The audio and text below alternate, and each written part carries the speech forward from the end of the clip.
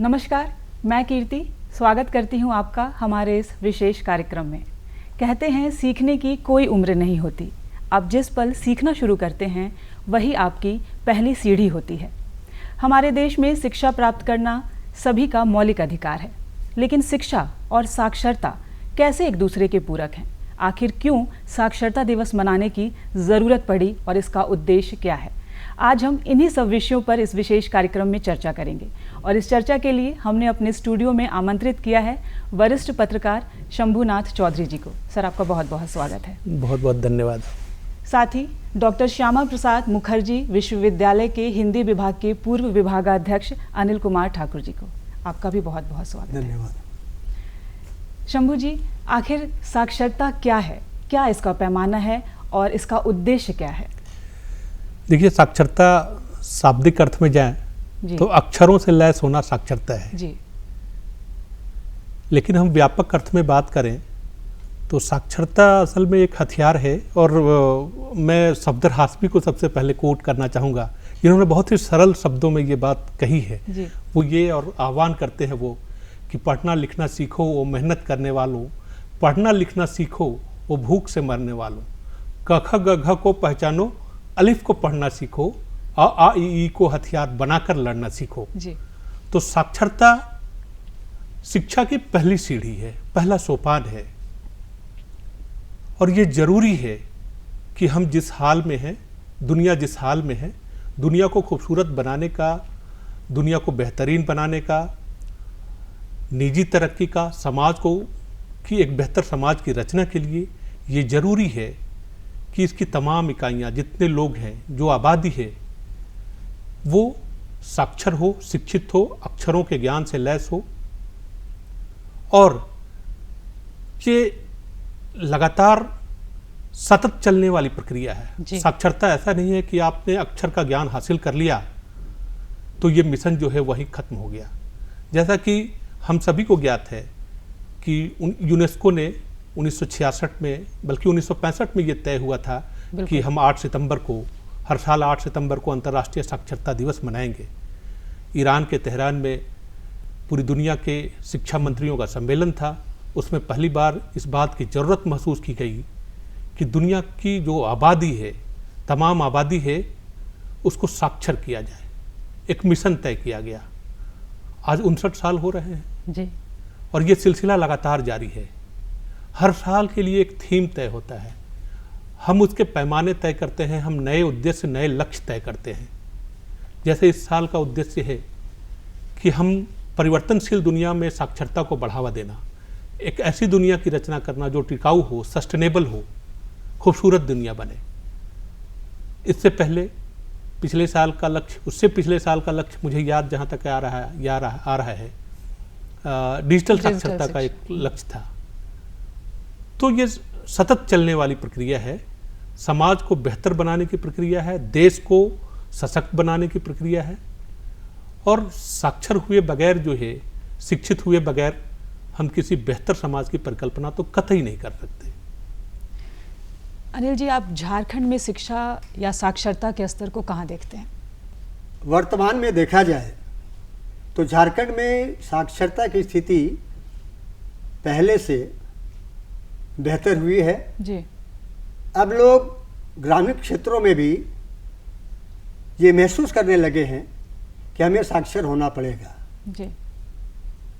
साक्षर होना इसलिए भी आवश्यक है कि सरकार के द्वारा जितनी भी परियोजनाएं चलाई जा रही हैं जी, उन परियोजनाओं से जुड़ने के लिए भी लोगों को साक्षर होना अति आवश्यक है।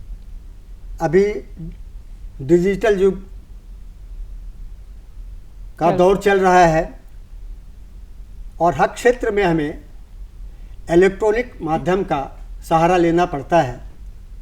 तो यदि हम साक्षर नहीं होंगे तो जो परियोजनाएं हैं उसका हम लाभ उठा नहीं सकते। इन बातों को ध्यान में रखकर ग्रामीण क्षेत्र में भी अब लोग स्वयं साक्षरता की ओर जुड़ रहे हैं, खुद पढ़ रहे हैं और आने वाली पीढ़ी के लिए भी पढ़ने पढ़ाने की जो व्यवस्था है उससे उन लोग को जोड़ने का प्रयास कर रहे हैं, जिससे कि उनका भविष्य अच्छा हो। और साक्षर होना इसलिए भी आवश्यक है कि उनका क्या अधिकार है, क्या कर्तव्य है, संविधान ने उनके लिए क्या दिया है, संविधान की क्या अपेक्षाएं हैं, इन बातों की जानकारी के लिए भी उन्हें साक्षर होना पड़ेगा। जी। धीरे धीरे ये बातें उनकी समझ में आ रही हैं। जहाँ तक नागरिक जीवन है, नागरिक जीवन में सुविधाओं की कमी नहीं है, अच्छी सुविधा है, जी, तो लोग कहीं ना कहीं साक्षरता से जुड़ते जा रहे हैं। शंभू जी, केरल पहला ऐसा राज्य बना जो सबसे ज़्यादा साक्षरता में नंबर 1 रहा। वो झारखंड में हम ऐसी क्या कोशिश करें, क्या प्रयास करें कि केरल की तर्ज पर झारखंड भी जो है वो एक नया आयाम जड़े? ये झारखंड में एक लंबा फासला तय करना है जी। हालांकि हम पिछले 20 साल 23 साल हुए हैं झारखंड को बने, तब से आज की तस्वीर देखें तो तस्वीर बदल तो रही है जी। हम ये नकार नहीं सकते कि झारखंड जहाँ था वहीं है। देश के नक्शे पे 28वें राज्य के तौर पे जब झारखंड आया, तब यहाँ उस वक्त यहाँ की जो साक्षरता दर थी वो 52 से 54% के आसपास थी। अब 73% लगभग जो है वो 20% 21% का इजाफा जो है वो दर्ज किया गया है। और अभी कोविड के बाद नई शिक्षा नीति में इस बात का ऐलान हुआ कि नवभारत साक्षरता अभियान चलेगा और एक विशेष अभियान चल रहा है, 2022 से शुरू हुआ है, 2027 तक का लक्ष्य है। 2030 तक हमने भारत को जो है वो केरल आज जिस जगह पे है, हम उस जगह का सपना देखते हैं। झारखंड भी उन राज्यों में है जहां ये अभियान चल रहा है, नवभारत साक्षरता अभियान। अभी उसकी पहली परीक्षा विगत मार्च महीने में हुई है। देखिए, मैं ये समझता हूँ कि आपको साक्षरता, जो लोग शिक्षित हैं जी, उनका दायित्व बहुत बढ़ जाता है। ये पूरा देश जो है, पूरे देश में हर साल 33 से 35 लाख लोग जो है वो स्नातक की परीक्षा पास करते हैं। क्या हम ऐसा बंदोबस्त नहीं कर सकते? क्या हम ऐसा उपाय नहीं कर सकते? क्या क्यूरिकुलम में नहीं जोड़ सकते कि अंतिम एक पेपर ऐसा हो कि एक व्यक्ति, आपको स्नातक की डिग्री तभी मिलेगी जब आप कम से कम एक व्यक्ति को साक्षर करते हैं, शिक्षित करते हैं। क्रेडिट में जोड़ा जाए, अंक में जो है वो इसको स्कोर में जोड़ा जाए। अगर इस तरीके की व्यवस्था हो, अभी भी जो नवभारत शिक्षा साक्षरता अभियान है उसमें जोर है कि स्वयंसेवक हो, इसके लिए किसी तरह के मानदेय की व्यवस्था नहीं है। अक्सर होता ये था कि सरकार जो है वो बड़ा फंड अलॉट करती थी और लोगों को लगता था कि अच्छा नियोजन का रास्ता है। ये इच्छा जो है वो हर शिक्षित व्यक्ति के मन में जागृत होनी चाहिए। ये इच्छा शक्ति न सिर्फ सरकारों को दिखाने की जरूरत है, बल्कि हर व्यक्ति जो शिक्षित है, जिसने शिक्षा समाज से हासिल की है, उसका ये दायित्व बनता है कि समाज के वैसे लोगों को हम पढ़ाएं, उनको साक्षर करें, अक्षर से लैस करें और उनको इस काबिल बनाएं कि हम लोग एक स्तर पे पहुंचकर एक बेहतर समाज की रचना करें। खुद के कर्तव्य का पालन करने की आवश्यकता है, बहुत जरूरी है। ये बहुत जरूरी है कि हम समझें कि हमारा क्या दायित्व है समाज के प्रति, हमारा इस देश के प्रति। हम जिस जगह पे रहते हैं, हम जिस राज्य में रहते हैं, जिस सोसाइटी में रहते हैं, हमारा कोई दायित्व है कि नहीं है। हम पढ़ते हैं, जो भी हैं, जहां भी जिस भी हैसियत में हैं, क्या हम एक संकल्प नहीं ले सकते? और जब तक ये संकल्प नहीं लेंगे, हम अपने आसपास के लोगों को, कम से कम आज कितने लोगों को पता है कि सरकार इस तरीके का अभियान चला रही है? अगर हम कुछ नहीं कर सकते, पढ़ा नहीं सकते, तो कम से कम ये जो अभियान चल रहा है इसकी जानकारी तो पहुंचाएं लोगों तक। तो आप जहां भी हैं, जिस भी स्थिति में हैं, हम एक कोशिश कर सकते हैं और एक साझा कोशिश ही जो है एक खूबसूरत दुनिया की रचना करेगी। आपने अभियान की बात की, मैं अनिल जी से पूछना चाहूँगी कि आप एक लंबे अरसे तक आपने कॉलेज में छात्रों को शिक्षित किया है। आपको क्या लगता है, क्या उनके अंदर आगे पढ़ने की जागरूकता जागी है, या फिर हम ऐसे माता पिता को क्या कहेंगे जिन्होंने अपने बच्चे को शिक्षित करने के लिए कई आयाम तय किए हैं, उन्हें स्कूल भेजा, कॉलेज भेजा, लेकिन बावजूद इसके कई ऐसे माता पिता भी हैं जो जागरूक नहीं हैं। तो जागरूकता का पैमाना हम कैसे तय करेंगे, कहाँ कमी रह जाती है? देखिए, जागरूकता का पैमाना देखने के लिए जी हमें वैसे लोगों की सही वस्तु स्थिति क्या है कि उनकी स्थिति कैसी है, ये जानना होगा। उनकी आर्थिक स्थिति कैसी है, उसकी सामाजिक स्थिति कैसी है। और जब हम इन बातों की जानकारी ले लेंगे तब हम कह सकते हैं कि उनकी सामाजिक स्थिति में परिवर्तन करना होगा, उनकी आर्थिक स्थिति में परिवर्तन करना होगा। अब आर्थिक स्थिति में परिवर्तन करने के लिए प्रयास करना होगा, सामाजिक स्थिति में परिवर्तन करने के लिए प्रयास करना होगा। तो बहुत सारी बातों पे हमें ध्यान देना होगा जिससे छूटे हुए लोग, जो कि पिछड़े हुए, अब देखिए क्या है कि बहुत सारे ऐसे गांव हैं जी जहाँ अभी भी आने जाने की व्यवस्था नहीं है, कोई सुविधा नहीं है। तो अधिक से अधिक विद्यालयों की स्थापना करनी होगी, सड़क की व्यवस्था अच्छी होनी चाहिए। गांव-गांव तक यदि इन सारी सुविधाओं को प्रदान किया जाएगा तो जो नहीं चाहने वाले हैं, जिस बहुत सारे कारणों से जो बच्चों को आगे नहीं पढ़ा पाते हैं, वैसे लोग भी स्वतः जुड़ते जाएंगे और बच्चों को शिक्षा देंगे। जी तो इसके सबसे ज़रूरी है कि हम ऐसे इलाकों को जो बहुत पिछड़े इलाके हैं उन्हें सुदृढ़ बनाएं, उन्हें सुदृढ़ करें, उन्हें सुविधा प्रदान करें ताकि ज़्यादा से ज़्यादा लोग शिक्षित ताकि हो। ज़्यादा से ज़्यादा लोग जुड़ सकें उसमें। शंभू जी, क्या आपको लगता है कि डिग्रियां जो हैं वो साक्षरता का पैमाना तय करती हैं? क्योंकि कई ऐसे लोग हैं जिनका बहुत ज़्यादा जिक्र होता आया है, कई रिकॉर्ड भी उन्होंने कायम किए हैं, उनके पास कई डिग्रियां हैं, किन्हीं के पास 15 हैं, 20 हैं। तो क्या वाकई डिग्रियां जो हैं वो साक्षरता का पैमाना तय करती हैं? नहीं, देखिए, डिग्रियां जो है वो सिर्फ इस बात का प्रमाण है कि आपने पढ़ाई की है, आपने शिक्षा हासिल की है, आपने साक्षरता हासिल की है। जी डिग्रियों का महत्व तो है जी एक, लेकिन असल चीज है ज्ञान।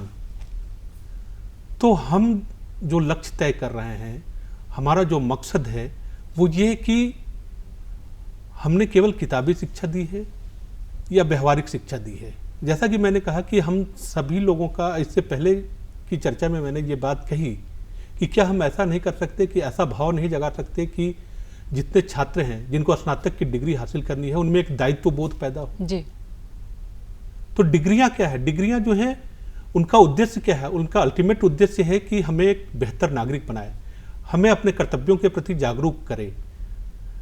तो डिग्रियां जो है वो एक औपचारिकता जरूर है, लेकिन डिग्रियों को शिक्षा का पैमाना पूरी तरह मान लिया जाए ये नहीं है। हम तमाम लोगों ने देखा है कि हम जिनके पास डिग्रियां नहीं हैं वो भी किसी फील्ड में बहुत एक्सीलेंट काम कर रहे हैं।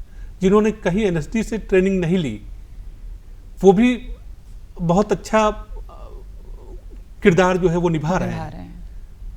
तो ये तमाम क्षेत्रों की बातें हैं। लेकिन ठीक है, डिग्रियां आपको एक लाइन लेंथ तो देती ही हैं। जब आप पढ़ते हैं, क्यूरिकुलम के हिसाब से चलते हैं, तो एक सुनिश्चित दिशा जो है वो जरूर तय करती है।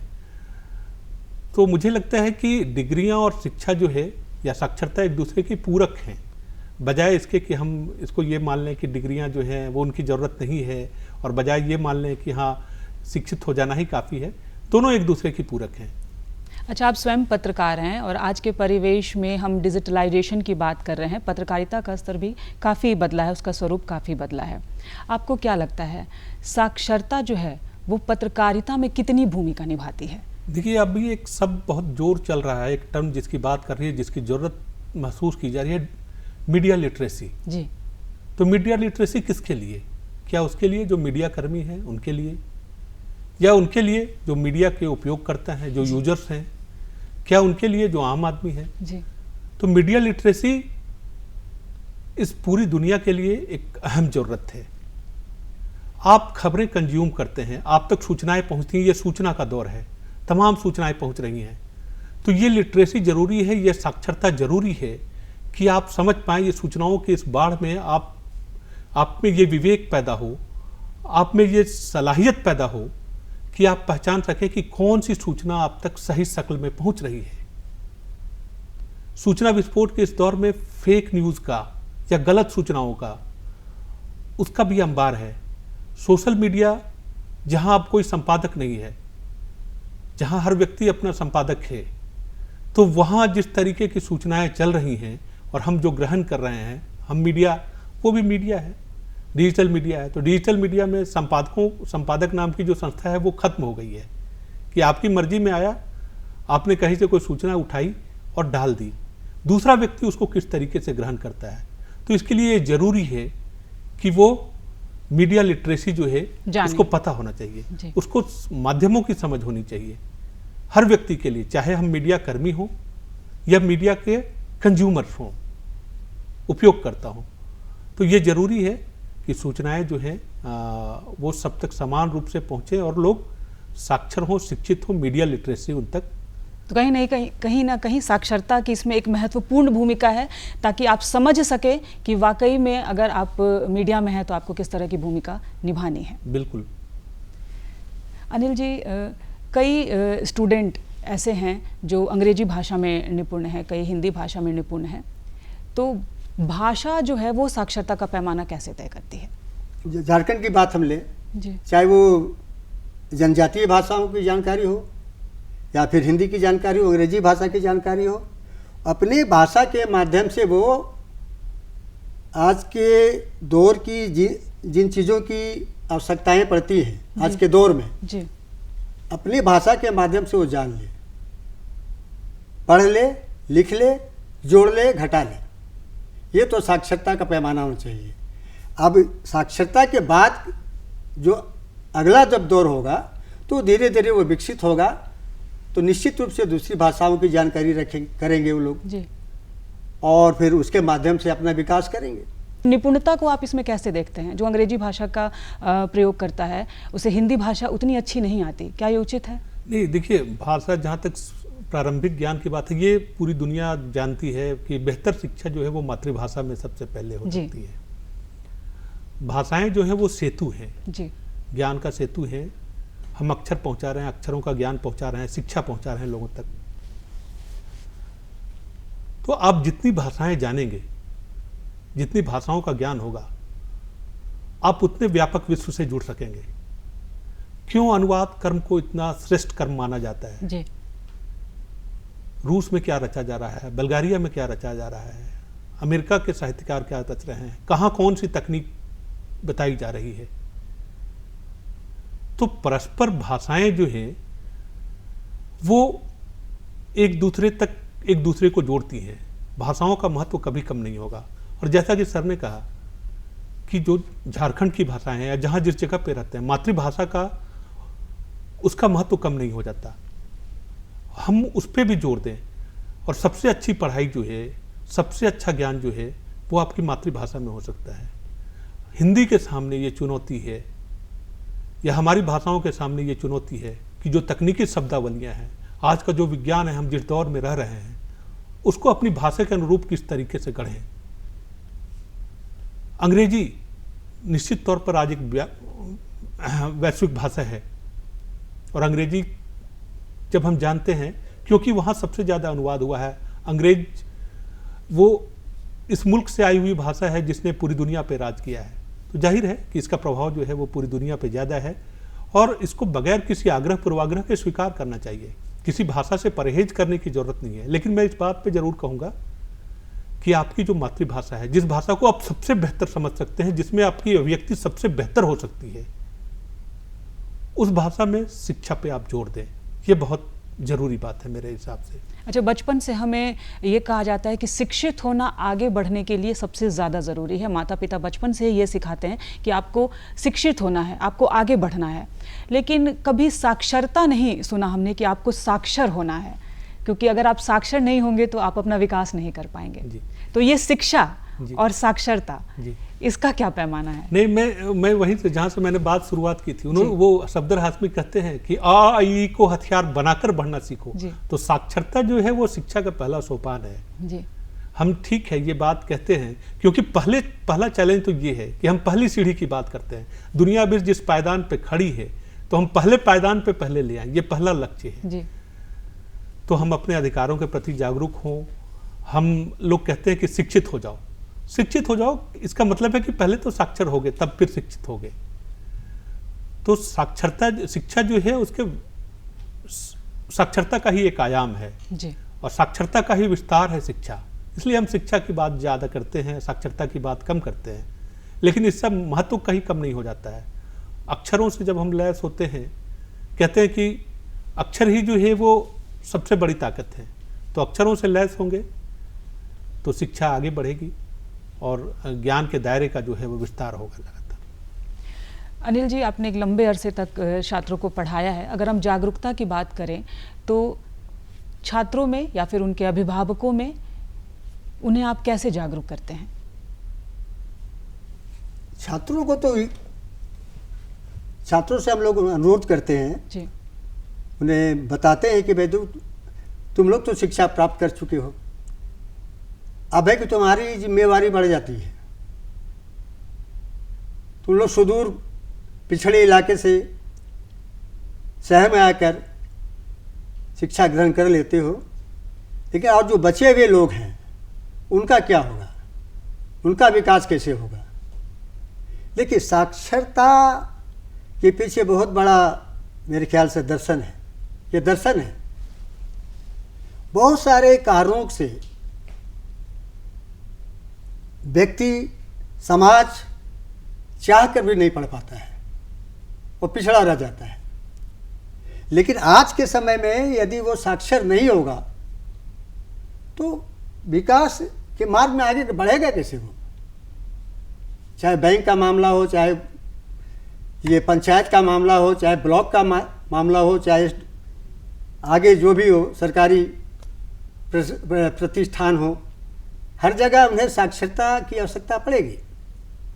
इसलिए पहले हमें लोगों को तो साक्षर बनाना पड़ेगा और फिर उनकी जो आर्थिक स्थिति है, सामाजिक स्थिति है, उसमें सुधार लाना होगा। अभी जिनकी भी आर्थिक और सामाजिक स्थिति अच्छी है उन्हें समझाने की आवश्यकता नहीं है, खुद ब खुद शिक्षा ग्रहण कर रहे हैं। उनको पता है कि यही एक माध्यम है जिसके द्वारा हमारा विकास हो सकता है, हम अपने आप को आगे बढ़ा सकते हैं। तो सबसे पहले हमें उनकी सामाजिक, आर्थिक, सांस्कृतिक स्थिति को बेहतर बनाने के साथ साथ चाहे किसी भी कारण से वो पिछड़े रह जाते हैं तो उन्हें साक्षर बनाना पड़ेगा। इससे आगे का जो कार्यवाही हो, जो वस्तु स्थिति को समझने की आवश्यकता है। सरकारी परियोजनाएं हैं, यदि साक्षर नहीं होगा तो उसका वो लाभ उठा नहीं पाएंगे, और जब लाभ उठा नहीं पाएंगे तो उनका विकास असंभव है। जी।